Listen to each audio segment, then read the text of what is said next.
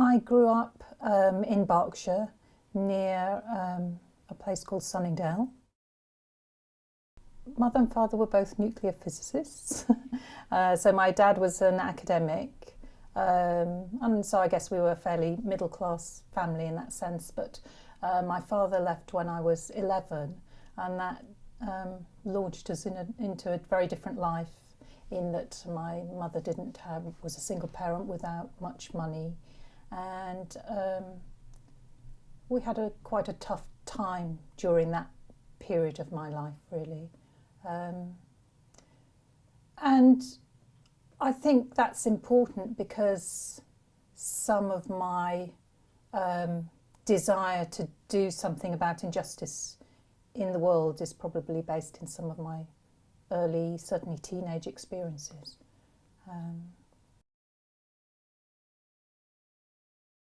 Being part of a family with a single parent was quite unusual then. Not many of my friends had had parents split up or divorced, although obviously it's much more common then. And it happened when I changed from primary school to secondary school, and suddenly my friends didn't want to talk to me anymore, and I was quite isolated, and certainly not having much money in an area of relative affluence was quite hard. But it also made me quite tough, I think, in terms of being fairly self-contained and independent, and wanting to work towards justice to some degree for people who were disadvantaged. I wasn't particularly involved in politics with a capital P, but I was interested in ideas, and I was interested in speaking up against things that I thought were wrong. I did get involved. I suppose I was quite involved in and interested in the feminist movement that was going on at that time. So I spent quite a lot of time with other young women talking about things, probably more talking than action, at least in my teenage years. I was quite an academic child, and that was also one of my coping mechanisms, I think, was that I'm not saying I studied quite hard, I partied quite hard too, but I did do quite well in terms of A levels and went on to university. And I went to Sussex University, and I studied biophysics there. So that seems a long way from community video in many ways. But thinking about those teenage years as well, I was very involved in drama, and I was when I was at university, and I think a lot of my interest in community arts came from being involved in drama through that time, and dance as well. And when I was at university, I didn't do any community arts at university, but I was in the drama club, and we did lots of shows, and I also did quite a lot of TV training there. They had a TV studios, and I was involved in quite a lot of that. I finished my degree, and then I went and lived in China for a while, where I was teaching English. So just because it was a way to go and live somewhere different, and I wanted to get out of the UK. And I was there for a couple of years, and when I came back, it was the early 80s. So it was a highly politicised time of mass unemployment. And whilst I'd been in China, a lot of my friends in the UK had been searching for jobs. I mean, it's very similar context, I guess, to now in many ways. Had been trying to get jobs, not getting jobs.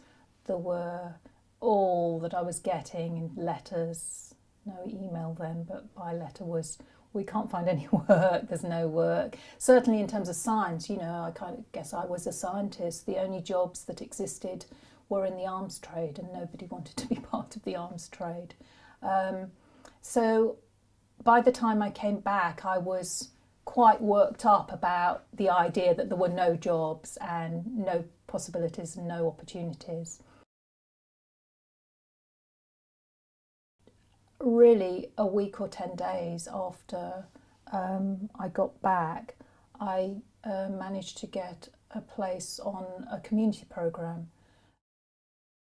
It was basically getting people off the unemployment register exercise, in that the government said, or there was state support for various community programmes which gave you a little bit more money than being on the dole, and you were off the unemployment register.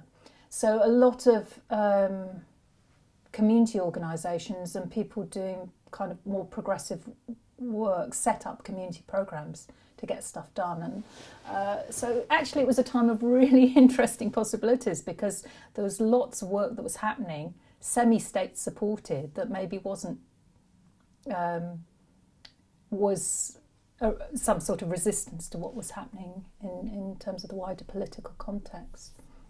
So this community programme was at Southhill Park, which is a big arts centre in Bracknell, and it was a community arts scheme for young people, and there was money to support 5 community arts workers.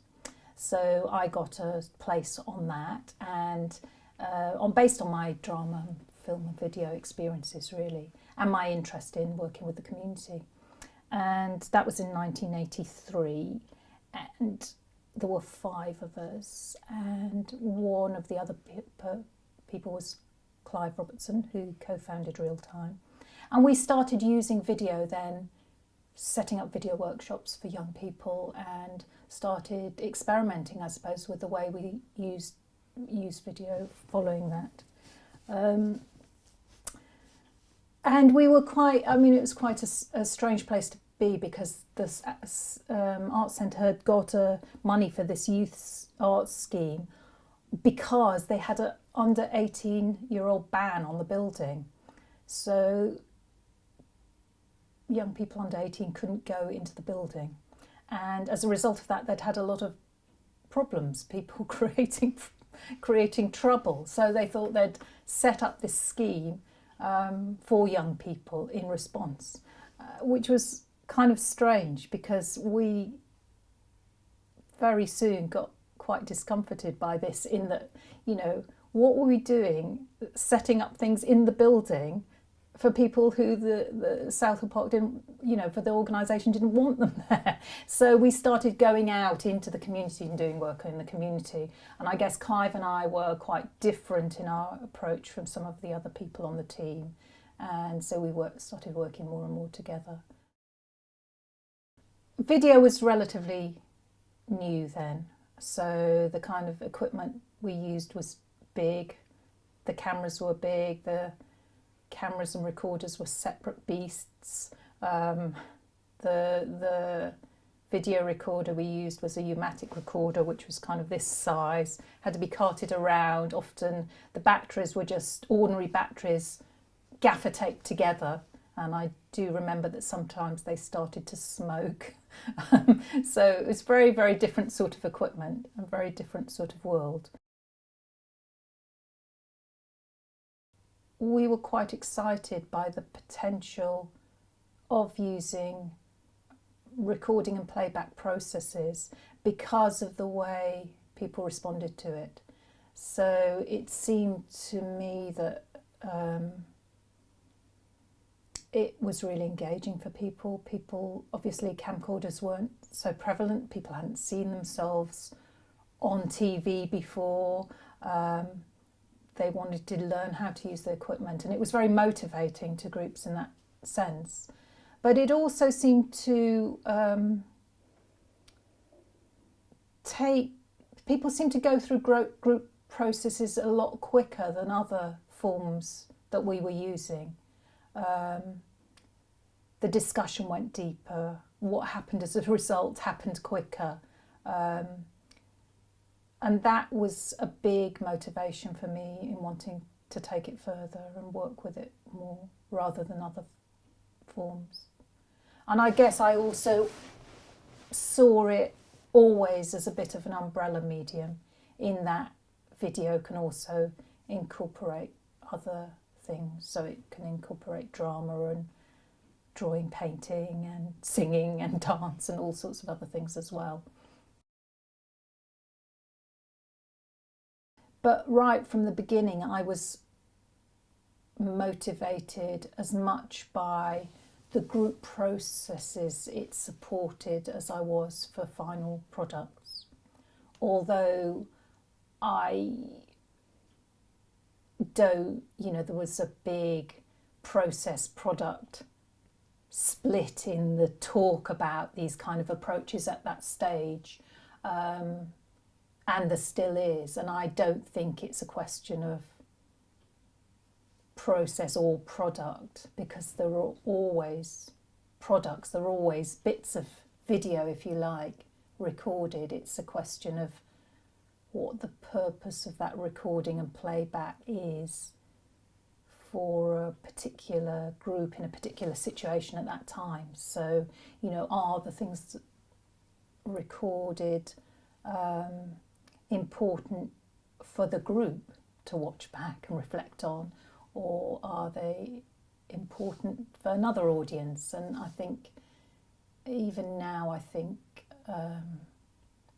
practitioners need to get a lot clearer about that. And part of my work more recently has been in teasing that out, particularly in some of the risks and dangers of the work as well, in terms of the world we live in now, which is all about sharing everything, and the risks there are in that for the kind of vulnerable groups that we sometimes work with.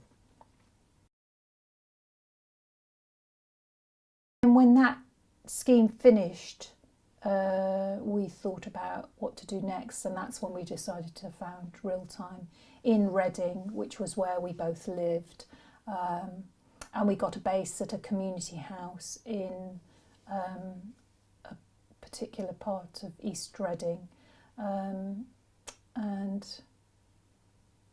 again I think we used the kind of government schemes that were around at that time to fund the early work. So there was another scheme called the Enterprise Allowance Scheme, which allowed you to get, again, a little bit more money than unemployment benefit to set up an enterprise. So Real Time was set up under that scheme. And I think we also got support from another community programme which was connected with work with people with disabilities. And that's how we started.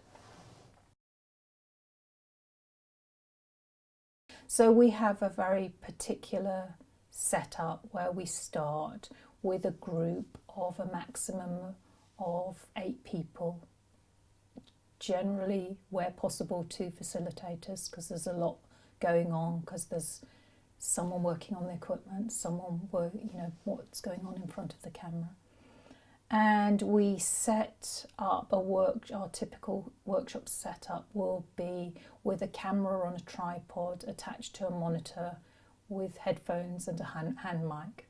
And round that camera we set a semicircle of chairs. So when people arrive, they sit down and we're doing video work straight away. So we might do a little bit of introduction, but as soon as possible we get into using the equipment.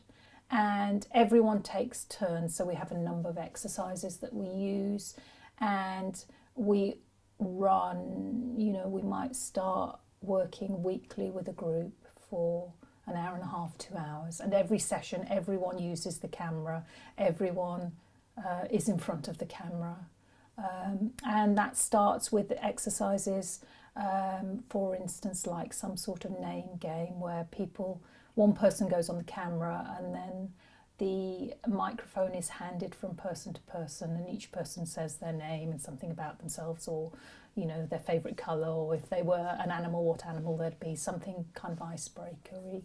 And the mic's handed around, the camera, it's just one shot, and then we play it back and everyone sees themselves. And then we do something else which might be lead on from that. So each person says something about something specific, and then we watch it back. And then they ask a question to the next person, and then we watch it back.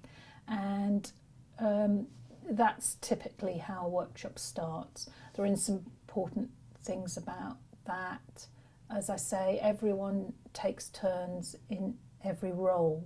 So the importance of that, as far as I'm concerned, is that often when you work with a group, the tendency is for some people to feel quite confident about using the equipment and want to be on it all the time, and other people who are terrified of it and stand back. And I think this kind of approach is a really important intervention as a facilitator in that dynamic, in that it creates space for everyone to experience everything and get better. Also, there is a tendency for people who like being behind the camera to want to stay there and put other people on the spot. So everyone is in front of the camera as well, and that's one of our ground rules. Because we find that, of course you get situations where, maybe some people really, really don't want to do it and they're scared. But my experience, and I'd still stand by, is that if they don't take part from the beginning with everyone else, they'll just get further and further excluded. And everyone doesn't like seeing themselves on camera. And if the group goes through it as a whole, and we always have space to talk about what it feels like, and I always say, how does everyone feel? Anyone embarrassed? I was. Then everyone knows that that's normal part of the process and can move through that embarrassment together and become more confident together. The other thing about this exercise, and this is why I'd really like to dig up some of those early shot-by-shot documentaries, which happen very soon. It's not about taking 6 months to have a product. Second session, it's often what we do. And it's amazing how those shot-by-shot documentaries stand together as a piece, because each person makes a choice, like a story consequences exercise, so that each shot follows on from the previous one. So you get back and you watch it, and the group have made a documentary. And of course it's not tidy and neat, but next time you talk about planning, you've got something to refer to. And often those early shot-by-shot documentaries do get to what matters, because people are going out into their context, their situation, and talking about what matters to them from the very beginning. So I think I was always motivated by the group benefits, and I will ground that a little in that I think it was really important at that time in the 80s when Thatcherism was rolling back the welfare state, and where individual rights that were supported by kind of the collective welfare state were being turned into the idea of individual and family responsibility, and people being held responsible for their predicament, and disadvantaged groups of various sorts who had maybe stood together previously, kind of being set against each other by all that kind of, and it's happening now, isn't it, benefit scroungers and single parents and all the rest of it. And I think that approach to bringing people together to build collective identities and take collective action, decide what they wanted to change in their situation, and using kind of these kind of processes to work towards building relationships that could help them do that. there was a shift in whether people referred to this kind of work as community video or participatory video. And that was partly due to a desire to distinguish between community video as in there's a community production unit with people who are trained, who go back out and make community videos. And there were also a lot of community video workshops at that time, which was set up so that people could gain skills, go on courses, and learn to make videos. And there was also the kind of community arts, I suppose, approach, which was about people making things for themselves, but also these wider social benefits that I've been talking about. And it was quite difficult to distinguish between those things. And it was also in the context of the Channel 4 workshops, which were very much about making things for TV. And there was a real shift in things towards outputs and the quality of output, and discussion about whether community videos were sufficient quality. And it kind of shifted the whole discussion in a very product-oriented way. So defining community video, or our approach to participatory video, was part of defining a different approach and concentrating on the process elements and the grounded and embedded elements that I was interested in. So I guess part of my academic work was to try and reframe what I then call participatory video as the means to drive particular social processes that are about wider building of relationships, both firstly within a group, and then between the group and other people in the community, and then maybe outside the decision makers. So recording, making video messages, short video programs is part of that process, but it's not the whole thing. The showing of what's made and the building of relationships, or not because of that, is also part of it. So, you know, there's the possibility of people gaining confidence from learning how to use the equipment or whatever, and increasing their sense or changing their sense of themselves and what they can achieve. And that is evidenced and documented. But there's also the possibility of people being left feeling less confident and exposed. So what are the circumstances that help and hinder that? And my PhD also drew out some of the key factors in helping achieve the kind of social outcomes that we were aiming for, but also what hindered, what got in the way, what made the risks more likely. And one key thing, as an example, is the real importance, as far as I'm concerned, of clearly dividing out recording and playback, making short videos for internal processes, for the group to watch, or the group and their peers or their close supporters to watch, in order to increase their understanding of the situation and what's getting in the way, and therefore doing something about themselves or making something else to go to an outside audience, and the bit of the process where they're making something for an outside audience, because often that gets concertinaed together in this sharing world we have. And you know, people do give consent, don't they? It's fairly easy as a documentary maker to get someone to consent when they don't really understand what they're consenting to and what the implications it might have.